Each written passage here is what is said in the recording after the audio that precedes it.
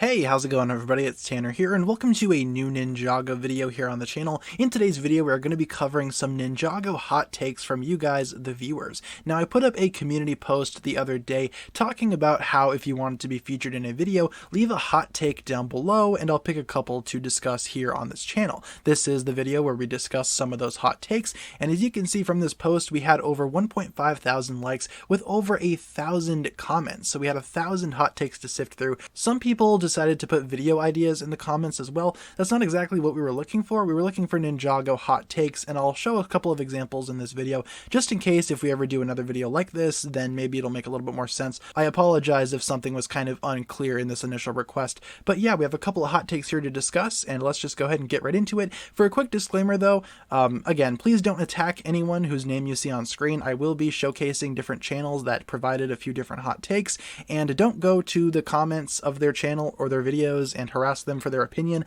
Again, hot takes are kind of supposed to be, spicy, controversial opinions. So let's go ahead and take a look through some of these hot takes that we have here to discuss, and I'll kind of give my thoughts on them as we go along. So the first one we're going to be talking about is this one right here, and the hot take reads as follows. Ronin in the island was fine, as he's not a hero. We've seen him be arrested before and that the police don't like him. So interesting hot take here. Ronin in season 14 was a very controversial addition. Some people don't like how he was characterized. Some people don't really appreciate the way that Ronin was presented in a way, but this comment I kind of agree with. He's not a hero, he's an anti-hero, and he kind of sides with either good or bad depending on who pays him more, so it makes sense that Ronin would be arrested, and I feel like a lot of us were just so used to Ronin being a hero because in his last major appearance he was kind of helping the ninja, so. Lloyd's voice actor change made him considerably more likable. That's an interesting take as well, because Lloyd's voice actor changed from season 7 to season 8 to give Lloyd more of a mature sounding voice as the character was developed. So in a lot of ways, I think it's safe to say that the Ninjago team's plan worked here.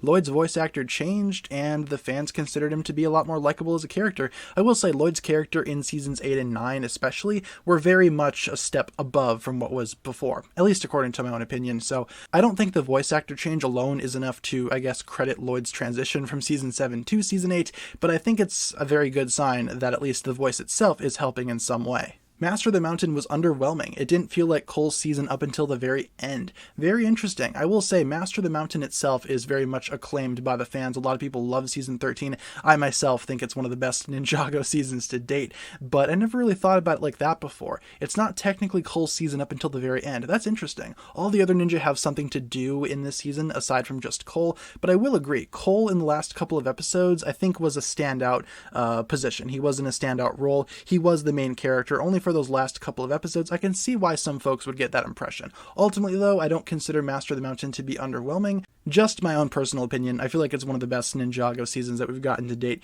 Easily top 3 for me. Hot take, the original ninja team was the best and Nia should have just stayed as Samurai X. Lloyd should also not be as big of a focus anymore. Interesting. Okay, so the original ninja team, consisting of Kai, Jay, Cole, and Zane, yeah, they were a pretty solid team. I don't think there was anything wrong with just those 4 team members being a team. We've seen that both in the pilots, in season 1 for a little bit, and even in season 9 the team went back to that original 4, and I feel like them as a group of 4 works very well. However, I don't think Nia should have stayed as Samurai X. I think her becoming the water ninja was great for her character, and I feel like Pixel makes a better Samurai X anyway. Lloyd not being that big of a focus I think is a complaint for a lot of Ninjago fans, including myself, though I do think nowadays Lloyd doesn't really have that much focus as he once did, so I don't consider that to be as much of a problem anymore as it was maybe a couple of years ago. But no, I do agree with a lot of this. I do quite enjoy the original ninja team, and I feel like they should get some more focus as a group of 4 because they're actually quite good. Hot take, the Sons of Garmadon intro is really good. Yeah, I totally agree with this. I feel like Sons of Garmadon got a lot of hate right off the bat just because it was different,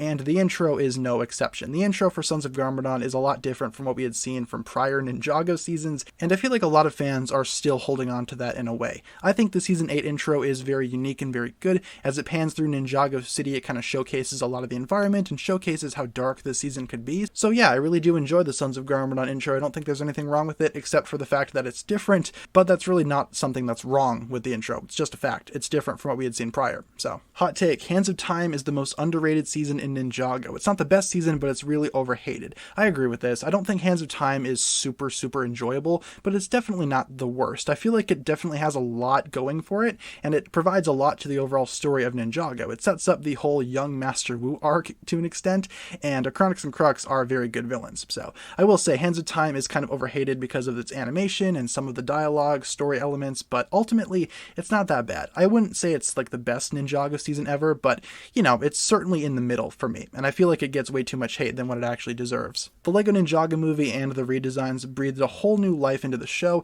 and if it weren't for those two factors, Ninjago would have continued to become increasingly stale, as evident with Hands of Time. So kind of an interesting contrast to what we had just discussed. Hands of Time being stale, I think, is a very good representation of what the season was. As I said, it's not the best season ever, but it's also not the worst. It's kind of middle ground for me. I wouldn't call it stale as much as I would call it just maybe not as exciting as some other Ninjago seasons, but I do agree that the Ninjago movie caused a huge surge for the Ninjago brand, and if it weren't for the movie, yeah, I don't think seasons 8 and 9 would have had that much traction. So, and once again, hey, big shout out to the Marvelous Jan who provided this one for us. He's an awesome guy. Subscribe to him if you would like to. I don't really know if this is considered a hot take. Season 3 is so boring and probably the worst season. Besides the last episode, it just feels like, oh no, future and robots. What will we ever do? We're in the future. So yeah, this is kind of a hot take. Season 3 is very much beloved from what I've seen from the Ninjago fanbase, and I don't really see a lot of people saying that it's boring. I've certainly seen criticisms towards Season 3, but I wouldn't consider it to be like one of the most hated seasons ever or anything like that. So yeah, I would consider this to be a hot take. In terms of whether or not Season 3 is boring, it's very short, and in some episodes there's not a lot going on. I do appreciate the first 2 episodes of Season 3. I think those combined are probably like the best example of a season premiere that Ninjago has ever had, but I do agree with what this comment's trying to say. It does kind of feel like robots are just there because of reasons and the ninja need to fight them. So I personally would not consider Season 3 to be super boring, but at the same time it is interesting to see this alternate perspective. The whole Lloyd going back to being the green ninja thing was stupid. If he still has his golden powers, then he doesn't need to use his less powerful green powers, because Lloyd could literally just mow down everything in his path. Also, Kai should be evil for a season or 2 and change from red to crimson. First things first, yeah, I do agree with the Kai being evil thing. I think that'd be awesome for his character. In terms of Lloyd going back to the green ninja after having golden power, yeah, it did kind of feel like a big step back, and it kind of happened pretty quickly too. That also kind of happened in Season 3. How about that? But no, I feel like the only reason why Lloyd reverted back to his green power in terms of behind the scenes stuff was because Ninjago was confirmed to still be going on at that point. When Lloyd got his golden powers, the series was kind of done, so they had a reason to, I guess, end him off in that way, but bringing Ninjago back, yeah, Lloyd needed to be nerfed a little bit. Hot take, the plot twist of Zane being a robot makes literally no sense. How do you not realize that you were made of metal? Yeah, that's kind of something that I think we've all thought about at some point. Like, how did Zane not realize that he was different from everybody else in that regard? I mean, he is a robot. Maybe he doesn't really understand what other humans are supposed to be, and he doesn't really understand what makes him different from other people, so I guess maybe that's a way that you could explain it off. But ultimately, yeah, at some point you have to realize in your life that maybe you're a little different from literally everybody else around you. I think that Ninjago Decoded had the best intro. I could see why. Decoded's intro was very good. Decoded as its own thing, I really don't care for all that much, but the intro was pretty fun. It was nice seeing the mashups of all the other previous intros, and I do appreciate what Decoded was trying to do. This intro very much showcases that. I actually liked Day of the Departed. It reminded me a lot of my favorite season of Hero Factory, Breakout, with each hero/ninja going out and fighting one of the villains one-on-one. I will admit though, Day of the Departed does have some pacing issues. Yeah, I could totally see the similarities between Day of the Departed and Hero Factory Breakout. Man, that's something that I haven't thought about in a very long time. But yeah, there's definitely similarities there with the hero on villain action or the ninja on villain action. Yeah, I could totally see those similarities. In terms of the pacing issues, oh yeah, it definitely has a lot of issues. Day of the Departed is definitely not something that I enjoy as much as some other people do, but I'm glad that it's actually appealing to someone. I personally don't think Day of the Departed is all that great, but I know that it does have its fans, so can't really say too much about that. I do like the comparisons to Hero Factory Breakout, though. I never really thought about that before, and that's actually a really interesting comparison. Hot take, Skybound is severely overrated and Hands of Time is better than it in every single aspect. Yeah, that's certainly a hot take. I don't really see that many people saying the same thing, but yeah, Skybound being overrated, I feel like it's kind of overhated to an extent, but being overrated, I haven't really heard that before, so very interesting hot take there. In terms of Hands of Time being better than Skybound, I could see how some aspects of Hands of Time would be a little bit better than Skybound. Maybe characterization of certain ninja is better in Hands of Time, but I feel like I prefer Skybound just a little bit more than Hands of Time. time. But still, it's very fun to see other perspectives, and I really haven't seen anybody say that Skybound is worse than Hands of Time. That's very interesting. Hot take, the first half of Season 2 is really good and better than all of Season 11. That is quite a hot take. I'm kind of infamous for not liking the first half of Season 2. I mean, it's primarily just filler episodes of the ninja doing random things every episode, but then again, that was kind of what Season 11's deal was too. Season 11 had a lot of filler, and I do feel like the filler in Season 11 was much worse than the filler during the first half of Season 2, so I guess I kind of agree with this to an extent, but it is a very interesting perspective, like I said, the first half of Season 2 being better than every single episode of Season 11. We're talking like 7 episodes versus like 30 episodes here. That's actually quite a hot take in and of itself. Hot take, Prime Empire was only okay. It only felt really good because it followed Secrets of the Forbidden Spinjitzu, which was horrible. I could totally see how this would line up. Prime Empire has been getting a lot of like hate recently.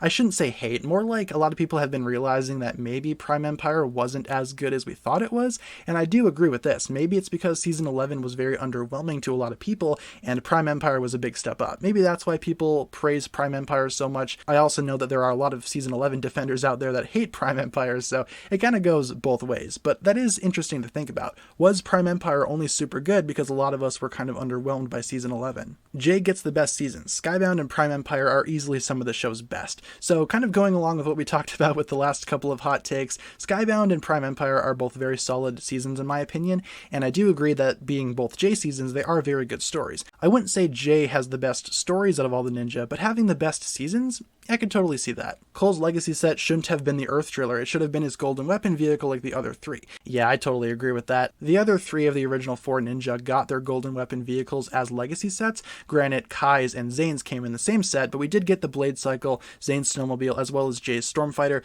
Cole really didn't get his Tread Assault, which is kind of unfortunate, but I feel like the Earth Driller kind of needed that legacy push a lot more than the original Tread Assault did. That original Earth Driller set is very bad in my opinion, and I feel like it definitely benefited from a legacy upgrade. So I kind of agree with this, but I also kind of understand why they made the decision that they made. Zane's character got ruined after he was brought back as the Titanium Ninja. That's interesting. I wouldn't consider his character to be ruined as much as I would say it's different.